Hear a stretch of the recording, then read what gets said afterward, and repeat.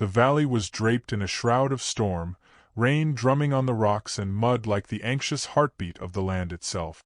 Lightning forked across the sky in jagged, fleeting brilliance, illuminating the rugged slopes for a brief heartbeat before plunging them back into darkness. Rawhide Rex rode through the tempest, his broad shoulders hunched against the wind, the reins firm in his calloused hands. His horse's hooves sank into the saturated earth with each careful step, a steady rhythm against the chaos of the storm. The air was heavy with the scent of wet pine and ozone, and somewhere beyond the veil of rain, the valley seemed to hold its breath. Rex's shadow stretched long and monstrous across the slick trail, yet he moved with a patience born of experience, each movement deliberate, controlled. Ahead, a flicker of white against the gray muck caught his eye. He slowed, peering into the curtain of rain, heart tightening at the sight. Two figures lay sprawled on the trail, motionless, half buried in mud and soaked to the bone. One was taller, with hair like spun sunlight tangled in the dirt. The other, smaller and more delicate, clutched at herself as if the storm could carry her away.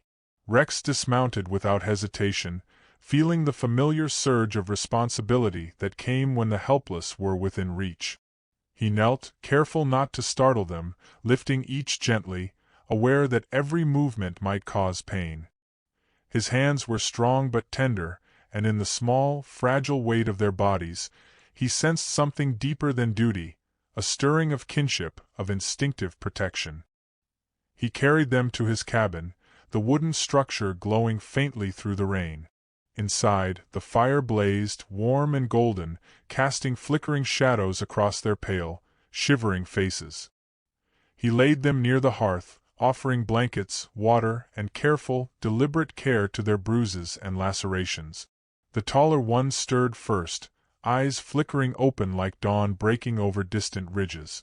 "You saved our lives," she whispered, voice trembling, frail yet edged with wonder. Rex's lips curved in a faint, almost shy smile, the first cracks of human warmth in a man often seen as unapproachable. "Yes," he said simply. "Your life, it's the most important thing. Rest now, everything will be fine." Night settled over the cabin like a soft, protective cloak. Rex remained near, speaking in quiet tones, telling stories of distant mesas, lonely trails, and winds that carried voices from unseen canyons. The taller girl, Yaji, listened with faint amusement, lips twitching with the barest of smiles, while the smaller sister clung closer to her, eyes wide with fear and fascination. The firelight danced across their faces, revealing glimpses of resilience beneath vulnerability. And in the pauses between his words, Rex felt it, the subtle, almost imperceptible heartbeat of connection, something tender and tentative stirring where once there had been only distance. Morning arrived in hesitant shades of gray, and with it, fragile courage. Yaji reached out, placing her hand over his in a gesture both simple and profound. Gratitude flowed in silence, unspoken yet understood, and Rex felt the first real warmth of recognition, not just from them, but from the quiet truth that he had mattered to someone beyond the endless horizon of his solitude. Outside, the valley glimmered under the storm's fading remnants, silvered and raw, yet within the cabin, a small flame of safety and possibility burned. By afternoon, the weight of the storm had lifted, replaced by the misted hush of wet grass and glinting leaves. The chief arrived, tall and imposing, flanked by warriors who carried their suspicion like armor. Their eyes appraised Rex with quiet calculation, noting the size of his frame, the broadness of his shoulders, the calm steadiness in his gaze. When the chief spoke, his voice rolled like distant thunder softened by distance. "My daughters! You saved them? I am grateful." Rex inclined his head, voice low and even. "It was my duty, Chief. Nothing more."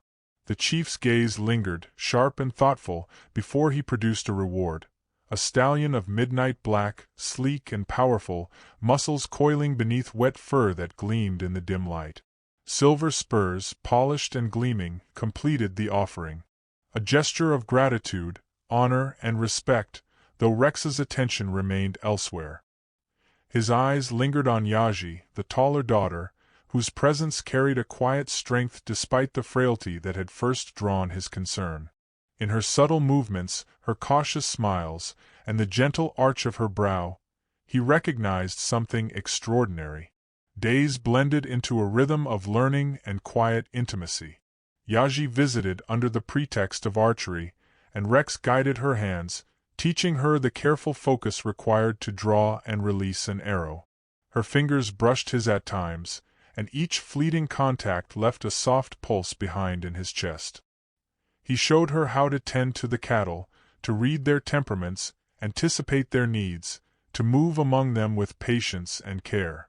The lessons were practical, but the pauses between them were charged with a different instruction: trust, presence, the slow discovery of hearts opening in tandem. One afternoon, they rode together through the forest.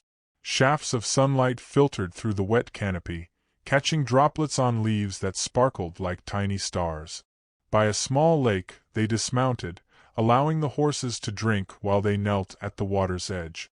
Splashing each other, laughing quietly, the world seemed to shrink until it was only them and the soft sigh of water against the stones.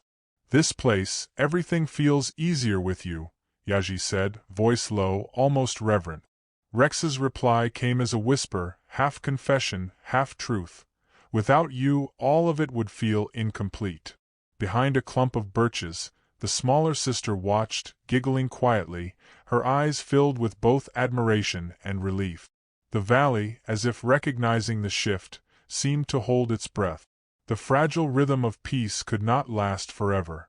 Bandits returned, carrying vengeance and smoke. Their approach was silent until it was too close to ignore, and Rex's voice cut through the valley like steel. "Get ready! Today we protect our land and our people." The ensuing fight was brutal, yet movements were precise, almost choreographed. Yaji's arrows struck true. Rex shielded her when danger came too close. Every glance, every subtle gesture communicated trust and understanding beyond words. The battle tested them, yet the bond that had been growing in quiet gestures proved stronger than fear or chaos. When the dust settled, the bandits fled, leaving the valley scarred but alive.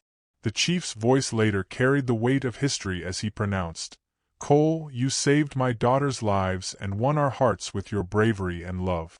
Morning Star will marry you." The wedding was quiet but magnificent. Hands intertwined, eyes locked, hearts moving in unspoken understanding. Laughter from the younger sister filled the valley like music, and even the wind seemed to bend toward celebration.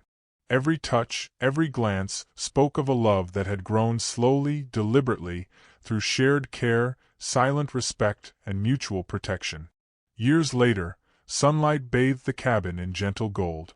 Rex and Yaji sat side by side, fingers entwined, his hand resting softly on her cheek. She met his gaze with calm, luminous eyes, and in her arms, their newborn daughter breathed quietly, wrapped in the love that had forged them. Outside, the valley thrummed with life. Birds called, wind whispered through tall grasses, and peace stretched as far as the eye could see. Rex shifted slightly, addressing the unseen listener, his voice reflective. "Life asks you to face storms, to stand tall when fear whispers. But it teaches that love, in its quietest form, is the courage to stay, to protect, to nurture. Hold fast to the moments that matter.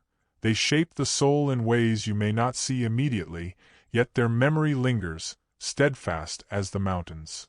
And in that lingering sunlight, the story of courage, survival, and quiet love felt complete, yet left the heart with a pulse of curiosity, a gentle reminder that the valley held countless stories still waiting for the brave and the kind to walk its trails.